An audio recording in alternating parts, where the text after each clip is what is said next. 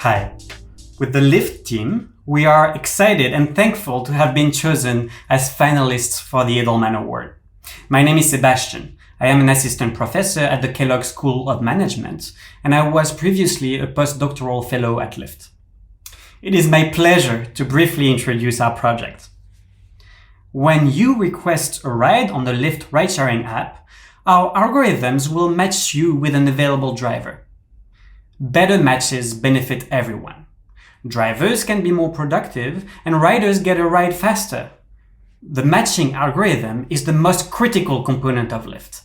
It handles hundreds of millions of requests each year. Our team redesigned it using online reinforcement learning, an optimization approach that can learn to improve over time. And you may have contributed. If you've taken a Lyft in the last 2 years anywhere in the US or Canada, our change likely helped you get matched to a driver. And within seconds, the data from your trip also helped the algorithm improve and better serve future riders and drivers.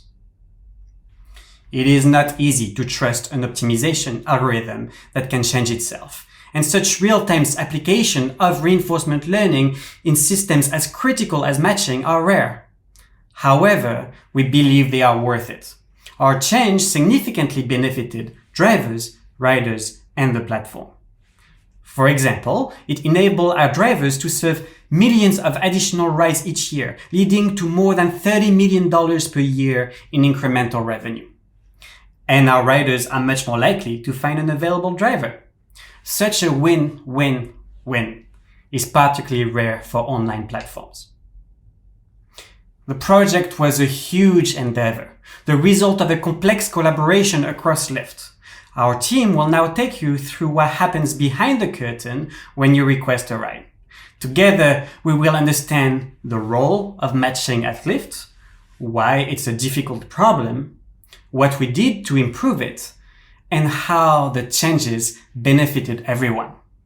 Along the way, we will learn more about reinforcement learning in operations research, its surprising effectiveness, and the many challenges that come with it.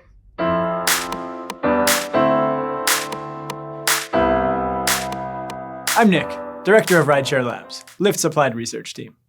Let me take you back to 2012, the year Lyft was launched. Our two founders had different interests. Logan had run his university's car share system and served on a public transit board, while John studied hotel management. They both wanted to infuse hospitality into transportation and to make transportation more efficient. Speaking of efficiency, a concept that's important to both hotels and transportation networks is occupancy. In other words, the fraction of time an asset, like a hotel room or a vehicle, is in use. Hold on to that thought. It will become important later in our story. By this and many other metrics, the transportation system in North America, dominated by personal car ownership, was failing people. Cars account for 98% of miles traveled, and cost Americans $1 trillion a year. Meanwhile, the average car sits idle 95% of the time. There are over 1 billion parking spaces in the US. That's 4 for every car.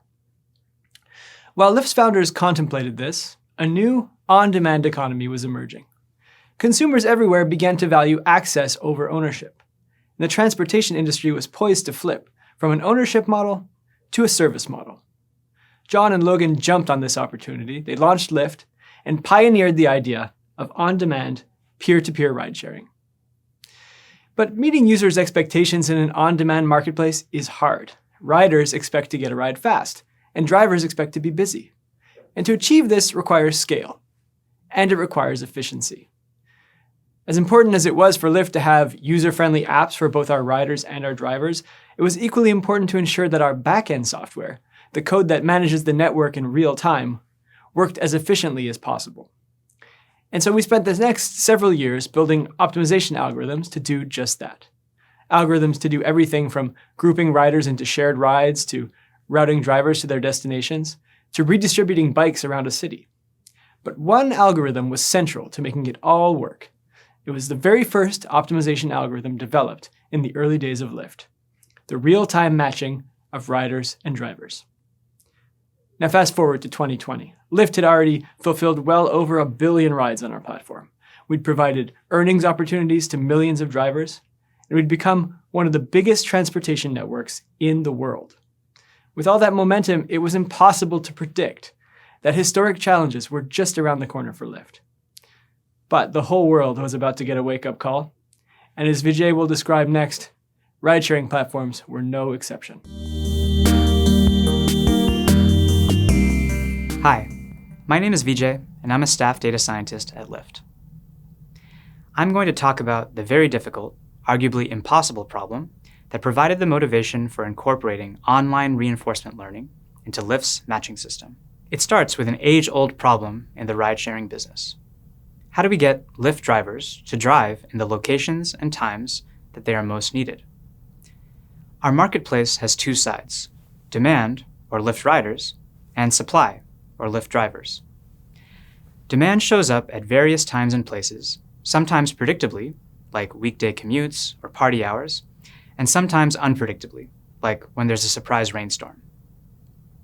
To balance the marketplace, the right amount of supply needs to be situated in similar times and places as the demand. To a certain extent, Lyft drivers anticipate predictable demand fluctuations and show up in the right times and places themselves. However, when they don't or can't anticipate the demand, Lyft has historically relied on various incentives to bring the marketplace into better balance. The image on this slide shows what drivers typically see: monetary signals suggesting when and where to drive. Historically, the combination of drivers' organic behavior and their response to incentives did a pretty decent job of balancing the marketplace.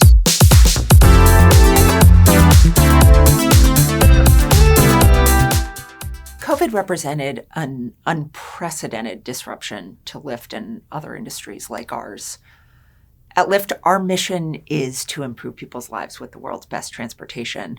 And during COVID, this really meant continuing to provide the same level of service to our riders and drivers while maintaining certainty that we were going to be able to keep them safe.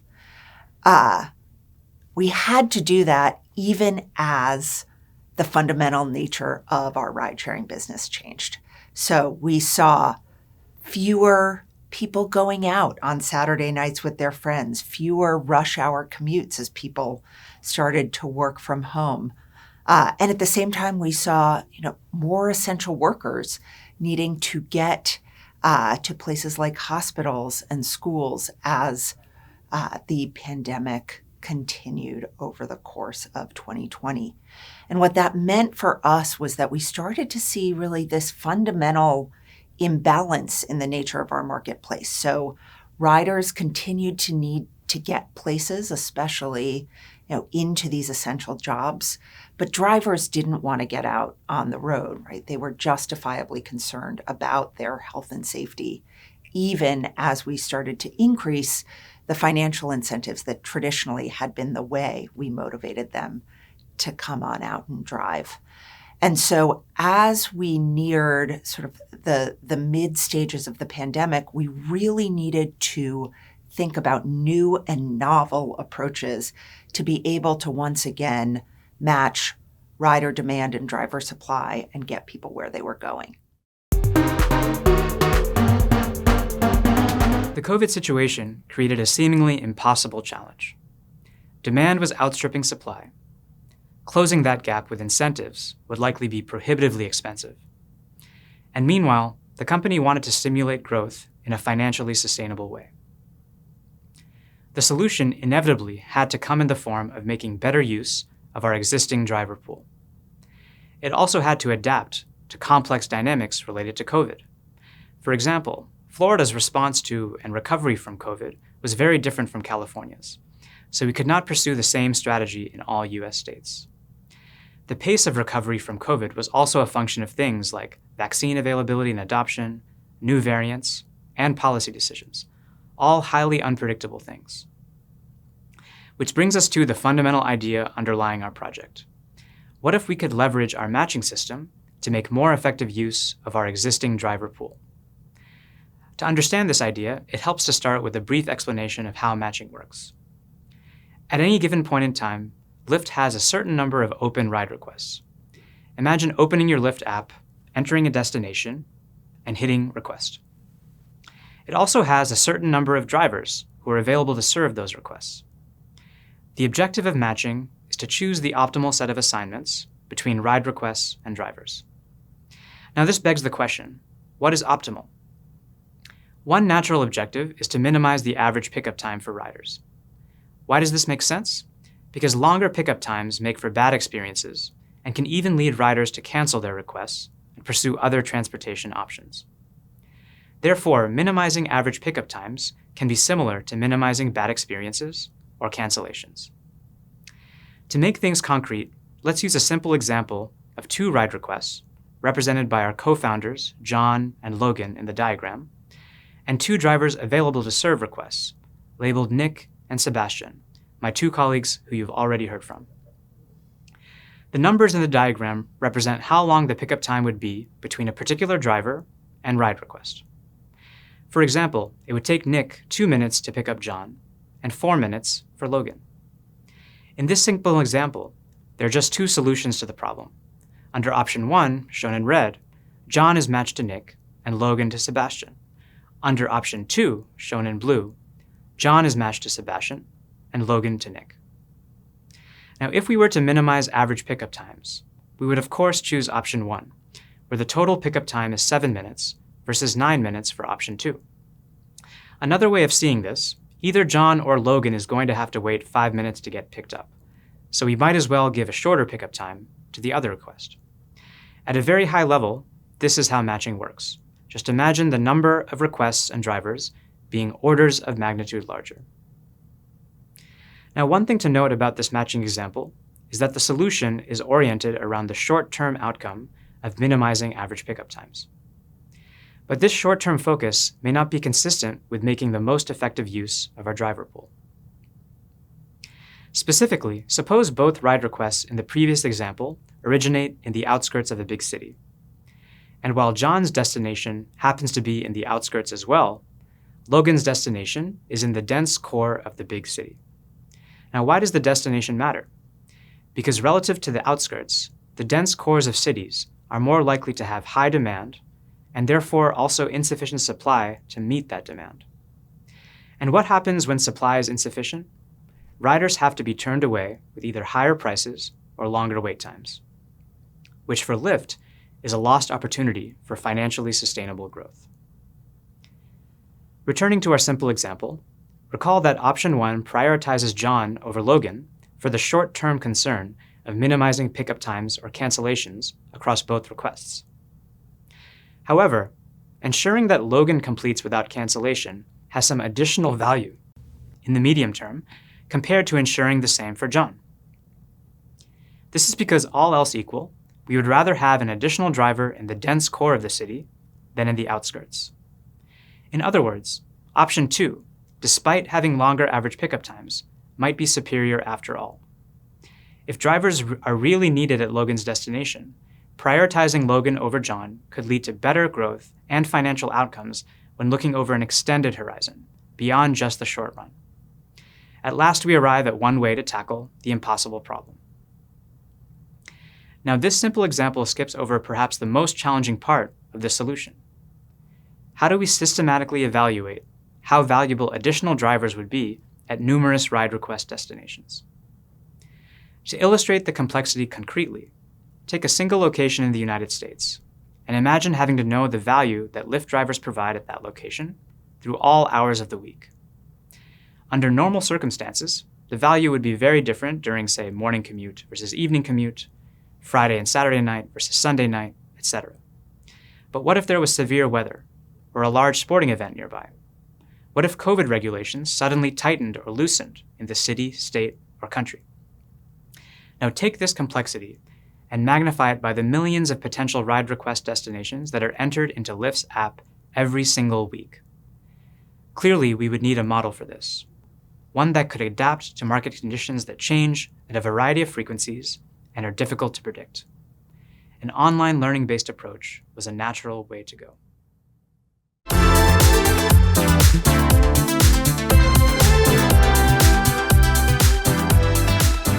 Hi, I'm Tony, Principal Scientist at the Lyft Rideshare Labs.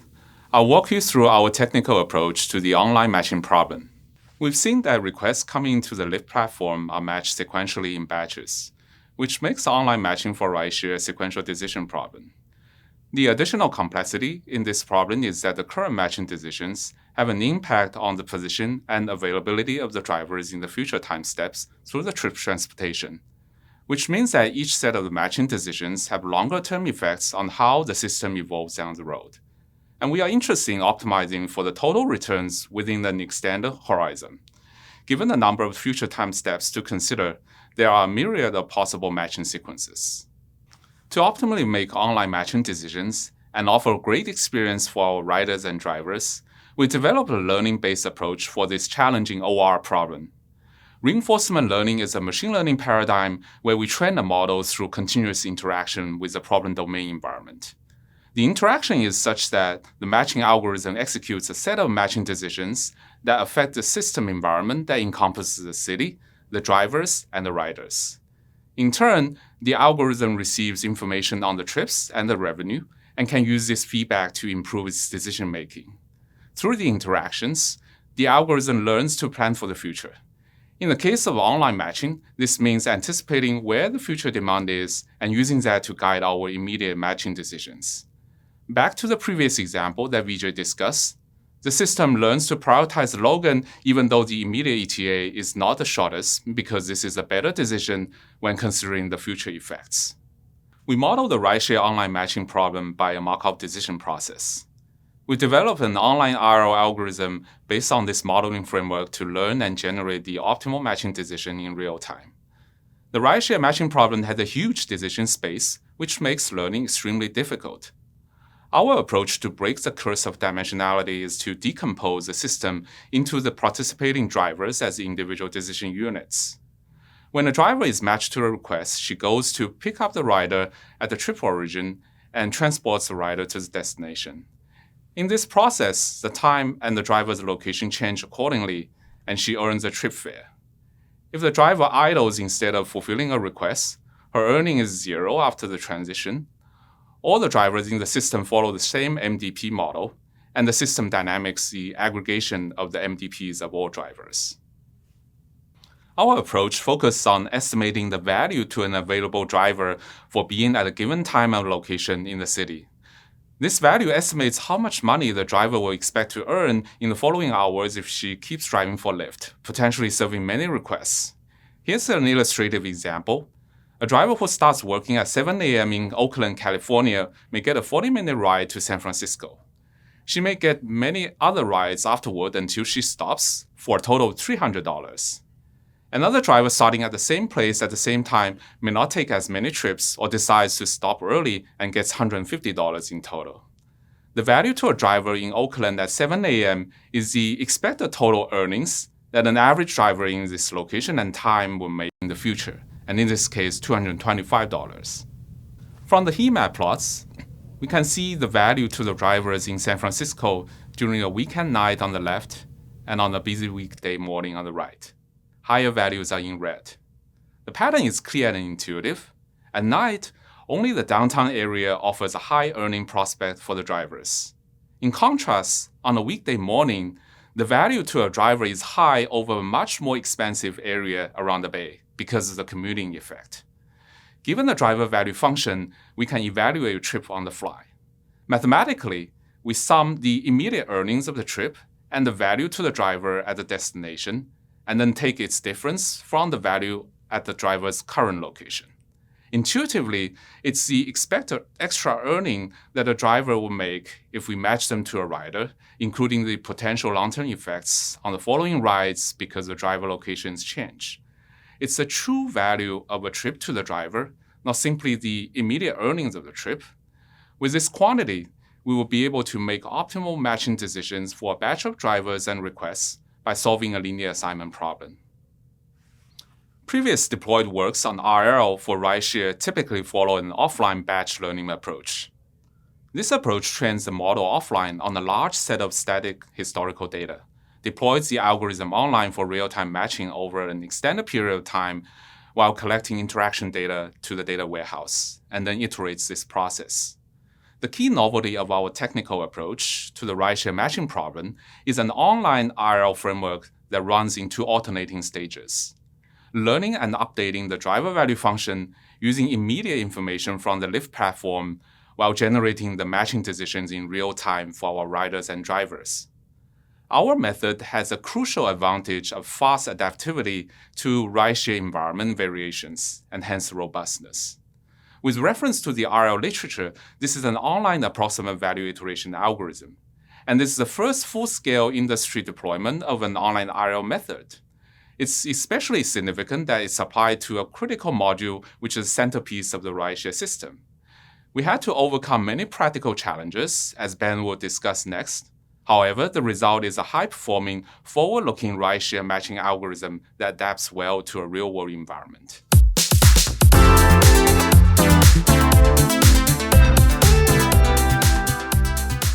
Hi, I'm Ben, the engineering lead for the project. I'll provide an overview of the timeline and challenges faced during the project lifespan. This project was a major collaborative effort between two separate teams sharing the same goals envisioned for matching at Lyft. In 2019, head of Marketplace Labs, Gerrit van Rijzen, and postdoc Sebastian Martin began investigating methods to apply reinforcement learning to matching.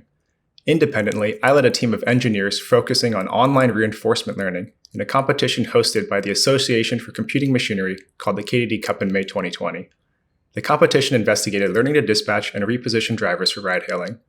Although the two teams had different methods in mind, we shared a common desire for longer-term planning based on the driver value at the drop-off destination, which was not well utilized by the incumbent system. Rather than continue as two separate efforts, the groups unified as a single team, working together through a common API and service that would host both solutions. The team collaborated on a joint proposal for Lyft's matching and marketplace teams, creating an ecosystem for testing and iterating on our ideas. By late 2020, we were ready for our first experiments using the new system. However, our initial results were at best marginal in their impact. Our analysis indicated that the naive implementation of the online reinforcement learning method used in the KDD Cup struggled to handle unusual scenarios where training data was limited. We were forced to go back to the drawing board. After some weeks of simulations and deliberation, we developed a novel implementation of an existing adaptive gradient method called RMS Prop for our application in online reinforcement learning, enabling more rapid learning for unusual scenarios without negatively impacting the more general cases. In mid-2021, the team finally had a strong, successful experiment with undeniable results in the 30 largest cities in which Lyft operates. We quickly shipped the online reinforcement learning system to these regions. Later that year, a follow-up experiment in the remaining cities had similar results. These results were later published in August 2022 at the 28th ACM Conference on Knowledge, Discovery, and Data Mining. Throughout the project, our team successfully navigated a number of challenges, both technical and organizational. Likely the most contentious aspect of our system was the usage of online models. Lyft already had extensive experience and infrastructure devoted to supporting supervised models and multi-arm bandits, but had limited success with larger online models. Our proposal for online reinforcement learning was sometimes met with skepticism. While research teams are excited about novel methods, products teams often plan for incremental changes and are generally more risk-averse. However, we were able to work closely with some amazing teammates in matching that championed our proposal from its inception.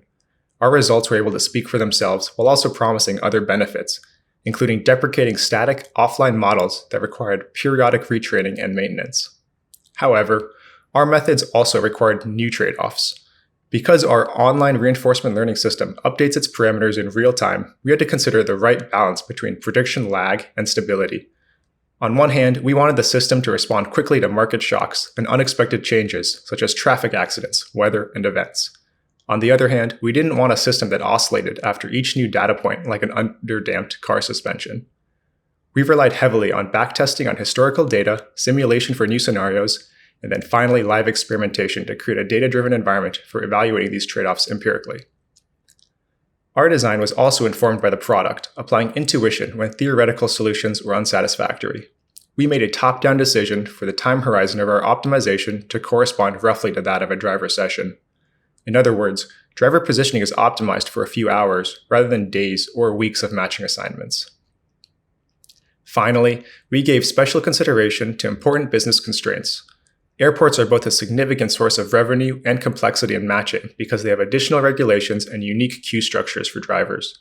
We also modeled special parameters for the vehicle type, asserting additional value for drivers with SUVs that have extra seating or vehicles that provide wheelchair accessibility. These considerations added additional complexity, but are requirements for the product and business. Finding a working solution was an iterative process, combining offline backtest, simulation, and live experimentation with intuition and discussion. Our team collaborated and unified behind a common goal that eventually succeeded beyond our expectations. Next, we'll hear from Shabi on the experimental design and impact of our project.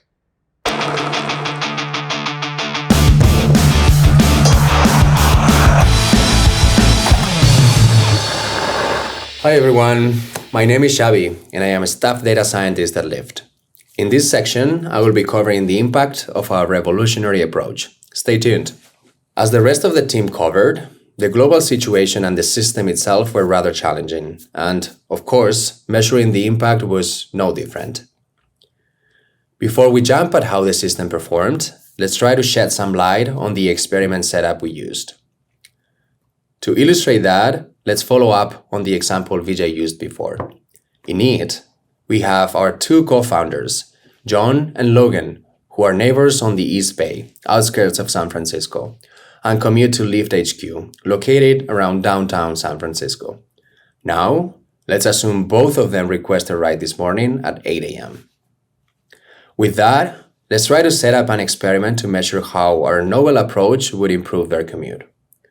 Most commonly used user-split A/B tests will randomly assign each user either to treatment, the system with the new matching algorithm, or control, the system with the old matching algorithm. Now, let's say that in that example, Logan is randomly assigned to treatment, depicted with a blue T, and John is randomly assigned to control, depicted with the red C. With that in mind, and if you remember Vijay's section, by exposing Logan to the new matching algorithm, since he's traveling to a high-value area, matching will find Logan a driver close by. With that, John, remember, he's in control, will need to be assigned to a driver farther away, worsening his experience. This example illustrates the interference between treatment and control, which fundamentally invalidates the independence assumption between variants. To overcome this effect, Lyft implemented a time-split experiment setup, also known as switchback. In it, instead of assigning each rider to either treatment or control, we expose all riders as drivers in a region, either to treatment or control, but just at different times. Using the example from before, Logan, John, and the rest of riders in San Francisco will experience the very same variant today at around 8 a.m. To illustrate how we switch from treatment to control and vice versa, let's consider, on the horizontal axis at the top, the timestamp of a week. And let's split that week in two n buckets, from 1 to 2n, all with the same duration d. Now, for each odd bucket, we flip a coin and assign the entire marketplace to either treatment or control. Consequently, we will pair the subsequent even buckets with the opposed variant. Also, it is important to consider that Lyft's marketplace is highly seasonal. Our supply and demand conditions and the behavior of those riders and drivers have very consistent patterns across the week. Therefore, in order to minimize biases derived from those patterns, we append a second week to the experiment and invert the variant allocation in it. We repeat this process for each region in the experiment, adding a random jitter to the start timestamp. Now, how do we set the right value for d, the duration of each bucket? For experiments where we simply affect the short-term outcome, a short value of d would suffice.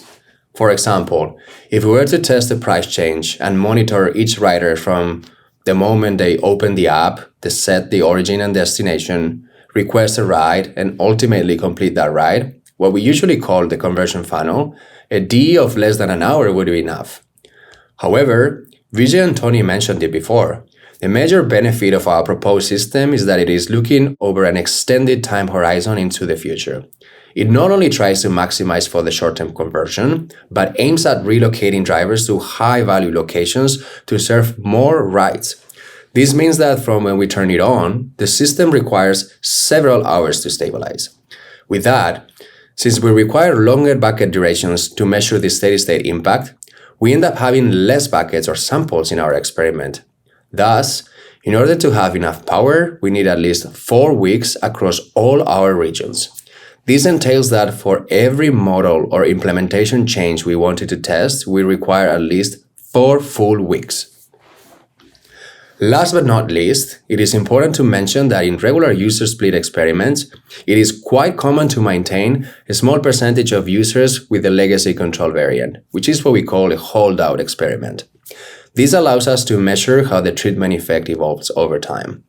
Unfortunately, and by definition, time-split experiments do not have that ability, and therefore we cannot measure how the treatment effect varies over time without running again and again a new time-split experiments for the entire month by affecting all the regions. Okay, we got it. Now that we understood the complex experiment setup, let's just cover the outstanding results we measured. After numerous attempts across all our US and Canada regions, we managed to deliver phenomenal results. By relocating supply to where riders most need it, we improved average service levels, which increased conversion probability and customer satisfaction. With that, we managed to keep our drivers busier and improve Lyft's financial metrics. To give some examples, firstly, we observed that unavailability, the probability of not finding a driver for a ride request in 10 minutes, went down by 13%, 1-3, one of the worst experiences in our platform by far. With that, and reflective of how we improve rider satisfaction, we measured the rider cancellation rate, or the probability of a rider canceling a request before it being completed, decreased by 3%. I am sure everyone in the audience has had to cancel a ride at some point and understands how painful it is.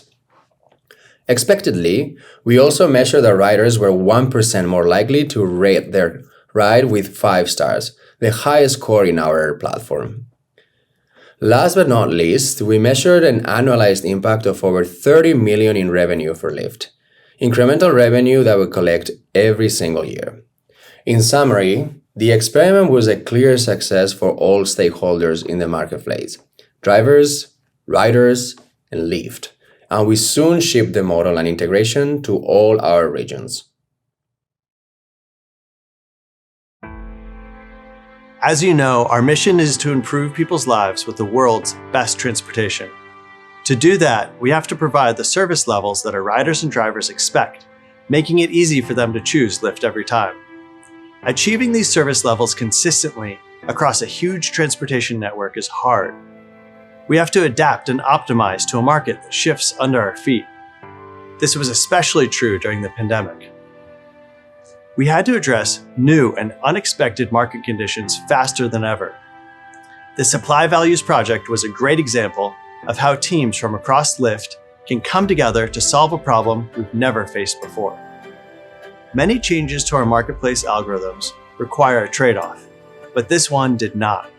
Riders and drivers both benefited from the project, and so did we. That's exactly the kind of win-win-win result that moves us closer to achieving our long-term mission and realizing our vision of cities built for people, not cars. Congratulations on a well-deserved honor, and thank you for everything you do for Lyft. Hi again. Together, we have explored what happens when you request a ride on the Lyft app. The seemingly simple task of matching you with a driver is actually a challenge, and the COVID-19 pandemic showed the limits of our previous system. For example, the lack of drivers and the difficulty to forecast demand make the optimal matches hard to find. In response, we used online reinforcement learning, an optimization and learning technique that has seen many advances recently. Our new matching system can learn in real time and dynamically react to current conditions, striving to help the drivers be at the right place at the right time. We confirm these advantages with a surprisingly complex experiment, turning our algorithm on and off every 6 hours in many US cities for a whole month. The results showed our approach benefited everyone, and we decided to roll out the algorithms to all cities where Lyft operates. Before ending this presentation, I would like to reflect on a few highlights of our project. First, this project is inherently technical. Indeed, while the problem of online matching had been heavily studied in the academic literature, we were trying something new. Our work is actually the first documented deployment of a fully online reinforcement learning algorithm for ride-sharing dispatch. We were navigating a challenging theoretical trade-off. Even with the scale of Lyft's data, it is particularly complex to design a learning algorithm that can be both precise and responsive. On the one hand, we want to reliably learn the value of a driver in any location and at any time. This is a huge model. On the other hand, we want to react very quickly and update this model to when there are unforeseen changes. And this was not only a theoretical problem. It is also tough to design an algorithm that can scale to the massive size of a ride-sharing platform, while still being fast enough to handle thousands of requests every minute. Indeed, we needed to meet the highest reliability bar, as matching drivers to passengers is Lyft's most critical role. After many attempts, we found an approach that worked.